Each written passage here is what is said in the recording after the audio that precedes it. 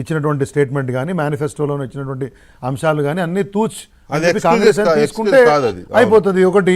తర్వాత అధికారంలో ఉన్నారు కాబట్టి భారతీయ జనతా పార్టీ పెట్టాల బిల్లు అని చెప్పేసి వారు అన్నారు కదా.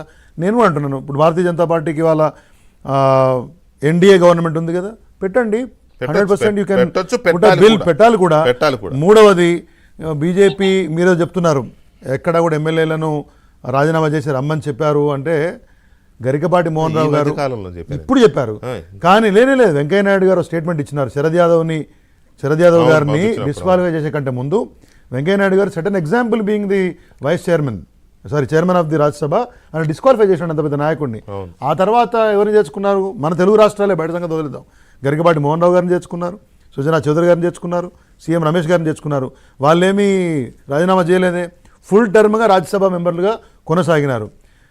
ఈటల రాజేందర్ గారి ఎగ్జాంపుల్ ఏంటంటే ఆయన బీఆర్ఎస్ నుంచి బయటికి పోయిన తర్వాత ఈ wanted to seek A fresh mandate, దాన్ని బీజేపీ రాజకీయంగా మలుచుకునే ప్రయత్నం చేసినారు. రాజగోపాల్ రెడ్డికి కూడా ఆయన బలాన్ని ఎక్కువ ఉంచుకొని ఆయన ద్వారా మళ్ళీ రాష్ట్రంలో బీజేపీ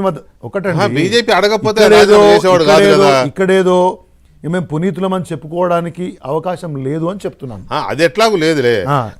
ఈ మధ్య కాలంలో కొంత మరి ఎందుకో అది వచ్చింది. అంటే ఇప్పుడున్నటువంటి పరిస్థితులలో ఈ ఎమ్మెల్యేలు అటువైపు రాష్ట్రాల్లో ప్రభుత్వాలు అట్లాగే తీసుకున్నారు. అవును, 9 రాష్ట్రాలు. మహారాష్ట్రలో తెల్లవారుజామున 4:30కి ఆయన పేరెంట్ మన దేవేంద్ర ఫడ్నవీస్ గారు ప్రమాణ స్వీకారం చేయలేదు. చాలా ఉన్నాయి అట్లాంటివి. సో మనం అవన్నీ మాట్లాడలేదు. రాజస్థాన్ జరిగింది, మళ్ళీ 2 రోజులకి మళ్ళీ రాజన్ చేశారు, మళ్ళీ ఏకనాథ్ షిండేని తెచ్చారు కడుపు మంట ఆక.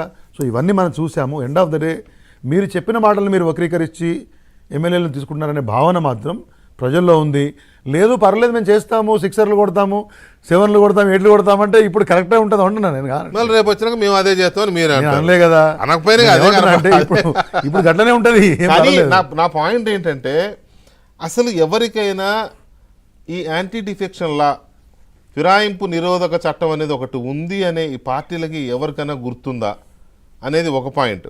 రెండవది, ఇప్పుడు బీఆర్ఎస్ పార్టీ నుంచి వెళ్ళిపోతున్న ఎమ్మెల్యేలని కానీ ఎమ్మెల్సీలను కానీ ఎలా కాపాడుకోవాలో అర్థం కాని పరిస్థితుల్లో నాయకత్వం ఉన్నమాట వాస్తవం. ఎందుకంటే ఇందాక మా రిపోర్టర్ చెప్పినట్టుగా ఆ నంబర్ అక్కడ 16 మంది కౌన్సిల్లో, ఇటు 26 మంది అసెంబ్లీలో కనుక వెళ్ళిపోతే ప్రతిపక్ష హోదా కూడా ఉండదు. సో కాపాడుకోవడం కోసం కేసీఆర్ గారు వాళ్ళకి ఏదో నచ్చజెప్పే ప్రయత్నం చేస్తున్నారు. మన దగ్గరికి వస్తారని కొంతమంది అని చెప్తున్నారు, లేకపోతే బీజేపీతో కూడా మనం టచ్లో ఉన్నాము, ఎక్కడికి పోదు అని చెప్పి ఆ పదాలు కూడా వాడినట్టుగా ఈ మధ్య వార్తల్లో